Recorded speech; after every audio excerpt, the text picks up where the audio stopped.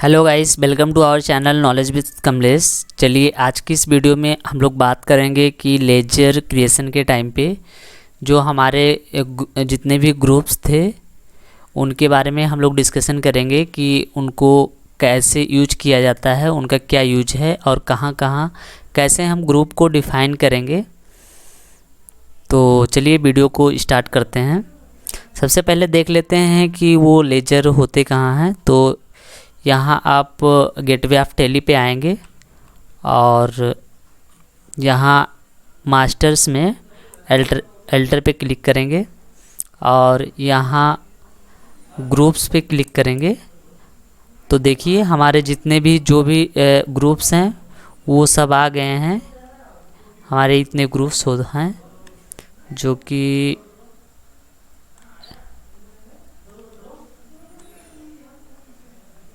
देखिए। तो चलिए जानते हैं कि इनका क्या कैसे यूज है। तो स्क्रीन पे जैसा कि आप देख पा रहे होंगे, groups for the laser creation 28 groups होते हैं, जो कि 15 जो होते हैं वो प्राइमरी ग्रुप्स होते हैं और 13 जो होते हैं वो सब ग्रुप्स होते हैं। ठीक है, देखिए जो हमारा पहला ग्रुप होता है वो बैंक अकाउंट होता है।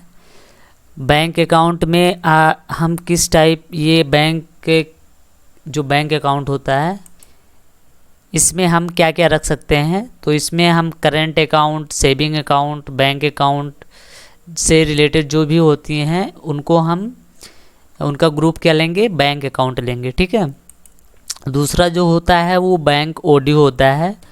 ये ओवरड्राफ्ट के लिए होता है। तो अगर कोई ओवरड्राफ्ट है तो हम कौन सा ग्रुप लेंगे, बैंक ओडी लेंगे। नेक्स्ट जो हमारा है वो बैंक ओसीसी है, ओवरड्राफ्ट कैश लिमिट। तो अगर हमारा कोई इस टाइप का कोई लेजर है तो उसका ग्रुप हम कौन सा लेंगे, बैंक ओसीसी लेंगे, जो कि ये बैंक लोन के लिए होता है। नेक्स्ट जो हमारा होता है वो सिक्योर्ड लोन होता है, जिससे कि loan taken against security of some asset from any financial institution except bank. तो जिसमें देखिए सिक्योर्ड लोन क्या होता है कि जब हम किसी सिक्योरिटी के अगेंस्ट में, किसी एसेट के अगेंस्ट में, जैसे कोई सिक्योरिटी रख के, कोई चीज़ गिरवी रख के जब हम लोन को लेते हैं तो वो हमारा सिक्योर्ड लोन होता है। जो कोई भी इन फाइनेंशियल इंस्टीट्यूशन से आप सिक्योरिटी के उस पर लोन लेते हैं तो वो हमारा सिक्योर्ड लोन में आता है, एक्सेप्ट बैंक, बैंक को छोड़ के। ओके, जैसे बजाज फाइनेंस हो गया, गोल्ड लोन हो गया, मॉर्टगेज लोन हो गया, डिवेंचर्स हो गया। ठीक है, नेक्स्ट जो होता है वो अनसिक्योर्ड लोन होता है, loan taken without any security from friends and relative और एनी आउटसाइड पार्टीज। तो जब हम बिना सिक्योरिटी के कोई लोन लेते हैं, लाइक फ्रेंड्स से, रिलेटिव से और कोई आउटसाइडर पार्टीज से, तो वो हमारा अनसिक्योर्ड लोन होता है। तो ऐसा कोई लोन होगा तो हम उसका ग्रुप कौन सा लेंगे, अनसिक्योर्ड लोन लेंगे। ठीक है, नेक्स्ट जो हमारा होता है वो लोन एंड एडवांसेज होता है, और यहाँ ब्रैकेट में जो लिखा है वो एसेट, मीन्स हम लोन को देंगे तभी वो हमारा एसेट माना जाएगा। तो यहाँ देखिए, loan given by us are advance payment made by us. ठीक है, अगर हम कोई लोन दे रहे हैं या एडवांस पेमेंट कर रहे हैं तो वो हमारा किस में आएगा, लोन एंड एडवांस एसेट में आएगा। ठीक, नेक्स्ट जो जैसे एग्जांपल में देखिए, advance salary, advance to Aman, advance tax, advance for purchase are fix asset. Next जो हमारा होता है वो कैपिटल अकाउंट होता है।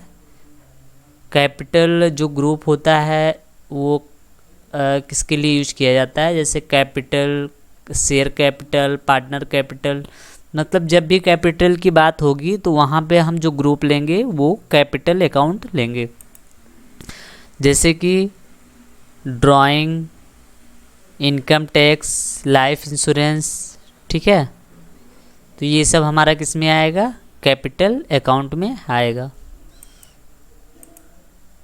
उसके बाद में branch division, it hold the account of all the company concern, branches, division, affiliation of existing company.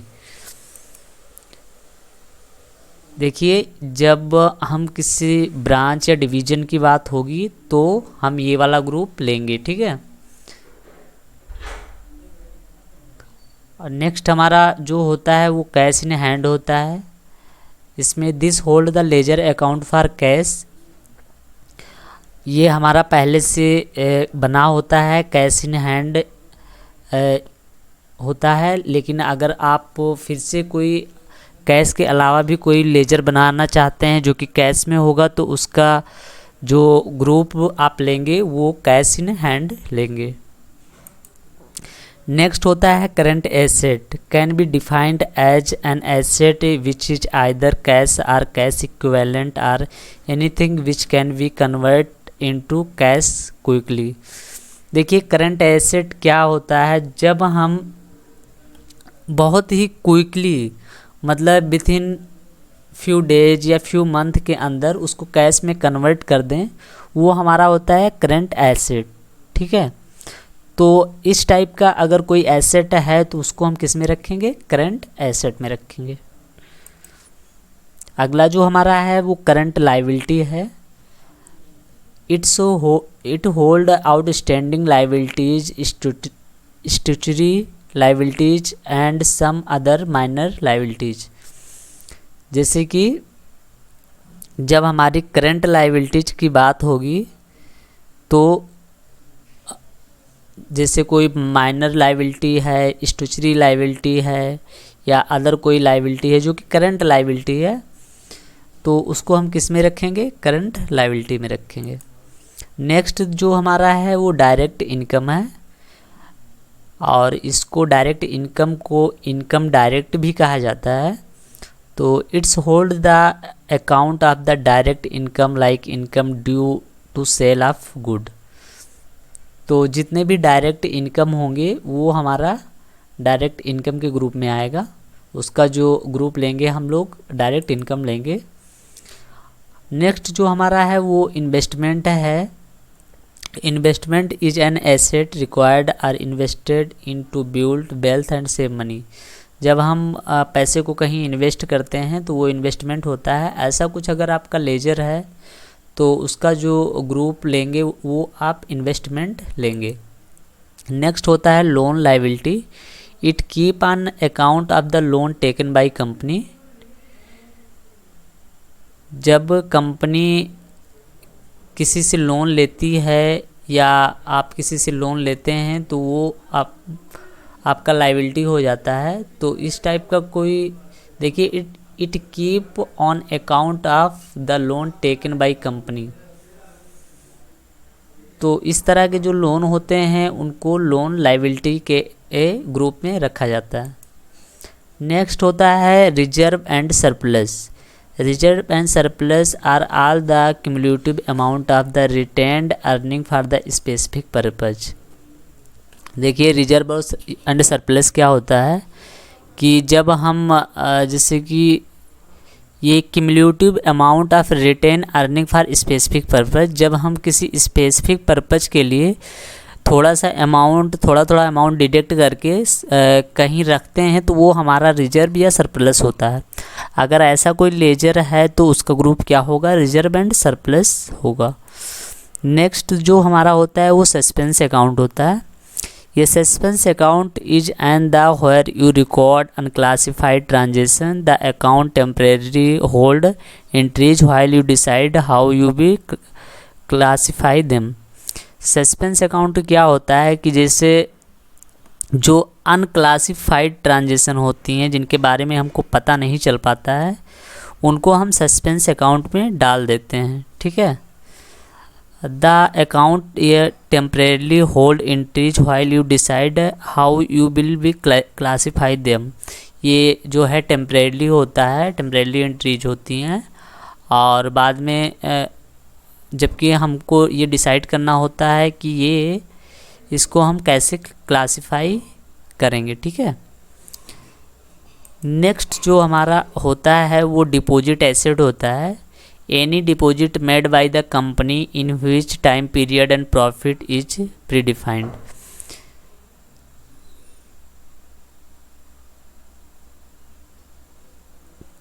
देखिए, जब किसी कंपनी के द्वारा जब कोई डिपॉजिट किया जाता है किसी टाइम पीरियड में या किसी टाइम, तो उसको उसका जो ग्रुप डिफाइन किया जाता है वो डिपॉजिट एसेट होता है, क्योंकि जब कंपनी डिपॉजिट करेगी अपना पैसा या प्रॉफिट तो वो एक प्रकार का एसेट ही होगा, तो उसको किस में रखेंगे? डिपॉजिट एसेट में। देखिए, जैसे हमारा क्या हो गया कि कंपनी या कोई आम पर्सन, ठीक है, एफडी करवाते हैं। जैसे अब टैली में हम कोई कंपनी खोल के तभी काम करेंगे तो वो कंपनी से रिलेटेड हो जाएगा। तो देखिए यहाँ पे एफडी करवाते हैं, फिक्स डिपॉजिट या स्टैट्यूटरी सिक्योरिटी डिपॉजिट या आरडी रिकरिंग डिपॉजिट या केबीपी किसान विकास पत्र या एनएससी नेशनल सेविंग सर्टिफिकेट या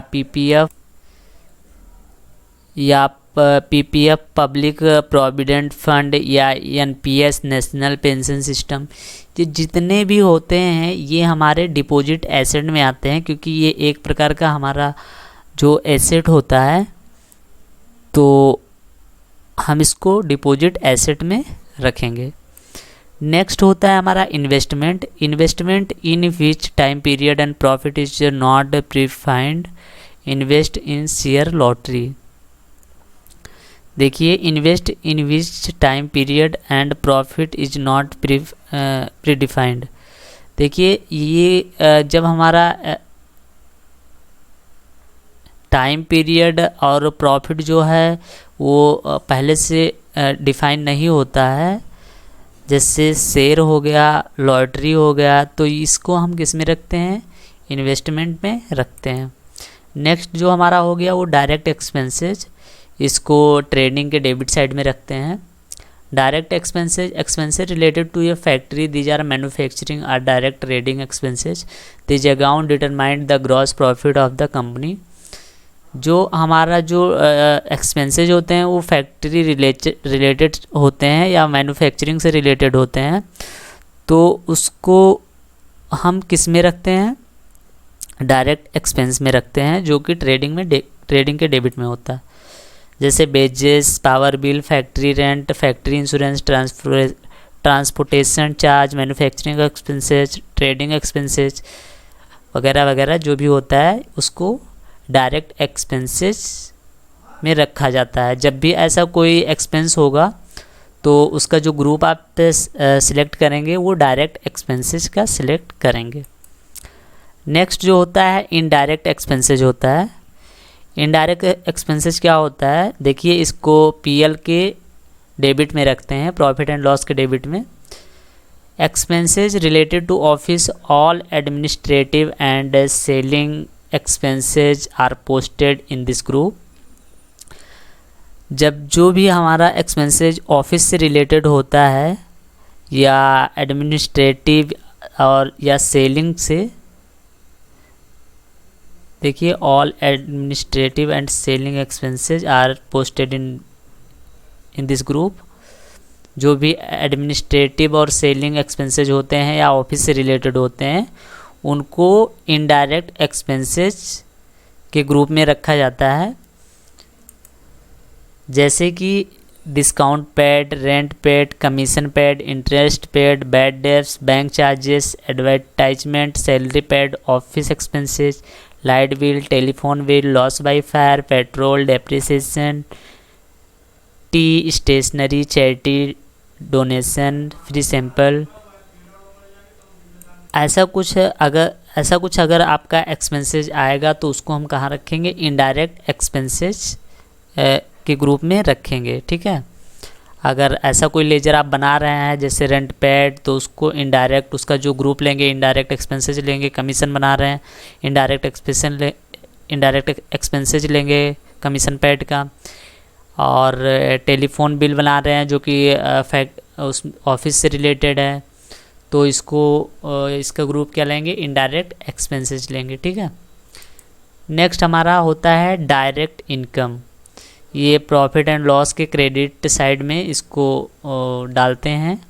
और यहाँ पे देखिए, non sale income accounts are income other than sale, income from other sources like discount receipt, rent receipt, commission receipt, bad debts recovered. ठीक है, ये सब जो होता है इसको हम किस ग्रुप में रखते हैं, इनडायरेक्ट इनकम में। तो ऐसा कोई अगर आपके सामने दिखे तो उसका ग्रुप क्या सिलेक्ट करेंगे, इनडायरेक्ट इनकम।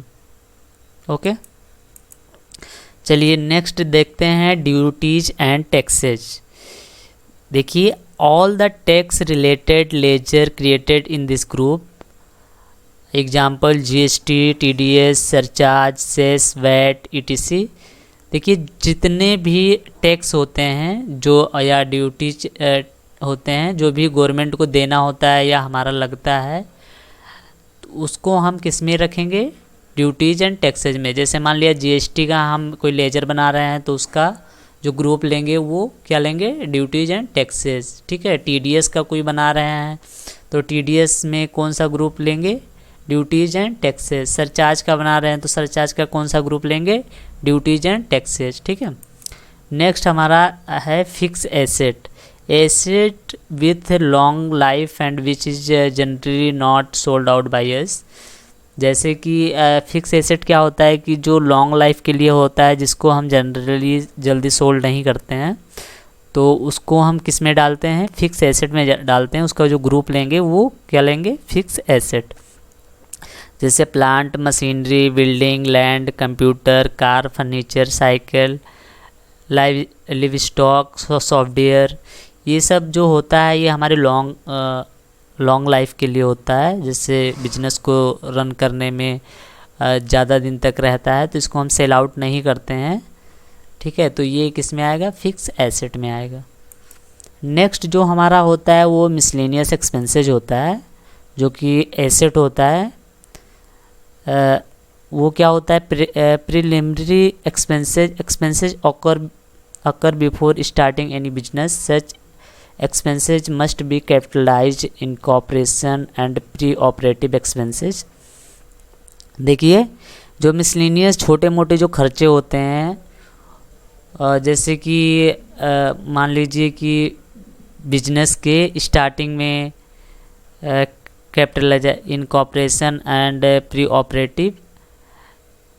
इनकॉर्पोरेशन कोई कंपनी है, उसके इनकॉर्पोरेशन के टाइम पे कुछ खर्चे हुए जो लीगलिटी में गए, जैसे कि कंपनी का इनकॉर्पोरेशन करना हुआ और कोई वकील वगैरह हायर करना पड़ा, या कुछ भी ऐसे जो गवर्नमेंट की का जो भी काम वगैरह होता है उसके लिए जो एक्सपेंसेज होते हैं वो हमारा मिसलेनियस एक्सपेंसेज होता है, जो कि एक एसेट होता है। ठीक है, आगे चल के वो मतलब प्रॉफिट में ये हमारे कंपनी के लिए ही होता है, एक प्रकार से समझ सकते हैं। तो ऐसे कोई खर्चे आएंगे तो किस में रखेंगे, मिसलेनियस एक्सपेंसेस में रखेंगे। ठीक है, नेक्स्ट होता है provision. To protect our business from the furniture losses and furniture expenses we can create fund known as provision. देखिए, अपने बिजनेस को हम प्रोटेक्ट करने के लिए, जब ये देखिए यहाँ पे फर्नीचर नहीं होगा, future losses and future expenses, इसको आप सही कर लीजिएगा, future losses and future expenses. अपने बिजनेस को प्रोटेक्ट करने के लिए जब हम फ्यूचर के लॉसेज को और एक्सपेंसेज के लिए प्रोविज़न कोई बनाते हैं, देखिए we can create fund known as provision, तो उसका नाम हम दे देते हैं प्रोविज़न। अगर इस टाइप का कोई हमारा लेजर है तो उसको किस में डालेंगे, प्रोविज़न में डालेंगे। ठीक है, जैसे एग्जाम्पल के लिए प्रोविज़न फॉर बैड डेब्ट्स। ठीक है, और provision for income tax, provision for sundry creditors, provision for sundry debtors. Next जो हमारा आता है वो परचेज अकाउंट आता है। All purchase transaction like purchase, purchase GST etc, ये सब जितने भी परचेज से रिलेटेड होते हैं उनको हम किस ग्रुप में डालते हैं? परचेज ग्रुप में डालते हैं, ठीक है। नेक्स्ट सेल्स होता है। All sales transaction like sales, sales GST etc, जो भी जितने भी सेल्स से रिलेटेड होता है, चाहे वो सेल्स हो चाहे सेल्स जीएसटी हो, जो भी होता है उसको हम किस में डालते हैं? सेल्स ग्रुप में डालते हैं। नेक्स्ट होता है stock in hand. Opening stock, closing stock, raw material, work in progress, finished good, ठीक है। ये जितने भी होते हैं इनको किस में डालते हैं? किस ग्रुप में? Stock in hand. Opening stock हमारा क्या होता है? Stock in hand. Closing stock क्या होता है? Stock in hand. Raw material, work in progress, finish goods, ये सब हमारे स्टॉक इन हैंड होते हैं। तो अगर ऐसा कुछ आपको लेजर बनाना पड़े तो इसको किस में डालेंगे? स्टॉक इन हैंड में डालेंगे, ठीक है। नेक्स्ट हमारा आता है सन्ड्री क्रेडिटर्स, ठीक है। सन्ड्री क्रेडिटर्स क्या होता है? Any person who supply the good to a business firm are credit basis will be called as sundry creditors. जब हमारे बिजनेस को कोई माल सप्लाई करता है तो वो हमारे लिए क्या होता है? सन्ड्री क्रेडिटर होता है, ठीक है। तो अगर उसको मान लिया कि किसी ने हमको माल सप्लाई किया तो उसका हमको लेजर बनाना है, उसने क्रेडिट पे माल सप्लाई किया, ठीक है। तो उसको हम कहाँ किस ग्रुप में डालेंगे? सन्ड्री क्रेडिटर के ग्रुप में डालेंगे। दूसरा हमारा होता है सन्ड्री डेटर। तो देखिए when a business firm supply the goods to its customer on credit basis then those customer are called as the sundry debtor, ठीक है। तो जब भी हम क्रेडिट पे माल सेल आउट करते हैं तो जिसको हम सेल आउट करते हैं और बाद में उसको पैसे हमको देने होते हैं तो वो हमारा क्या होता है? सन्ड्री डेटर होता है। तो अगर ऐसा कुछ किसी को आपने माल बेचा और उधार पे बेचा तो उसको रिकॉर्ड करना है, तो उसका जो ग्रुप आप लेंगे वो क्या लेंगे? सन्ड्री डेटर, ठीक है। उसके नाम से हमने लेजर क्रिएट किया और उसका ग्रुप जो लिया सन्ड्री डेटर। अब देखिए आल्सो नोन, देखिए डायरेक्ट एक्सपेंसेस को हम लोग एक्सपेंसेस डायरेक्ट भी कहते हैं टैली में। डायरेक्ट इनकम को इनकम डायरेक्ट भी कहा जाता है। इनडायरेक्ट एक्सपेंसेस को एक्सपेंस इनडायरेक्ट भी कहा जाता है। इनडायरेक्ट इनकम को इनकम इनडायरेक्ट भी कहा जाता है। बैंक ओडी अकाउंट को बैंक ओसीसी अकाउंट कहते हैं। और रिजर्व एंड सरप्लस को रिटेन अर्निंग भी कहा जाता है, ठीक है। तो ये ज़रा ध्यान में रखिएगा। देखिए आप सोच रहे होंगे कि इतना सब हम कैसे याद कर पाएंगे, बड़ा कॉम्प्लिकेटेड है, याद करने में बहुत कॉम्प्लिकेशंस होगी। तो ऐसा कोई बात नहीं। स्टार्टिंग में हमें भी ऐसा ही लगता था। आप जब धीरे धीरे प्रैक्टिस करेंगे, धीरे धीरे करेंगे तो आपको सब आ जाएगा।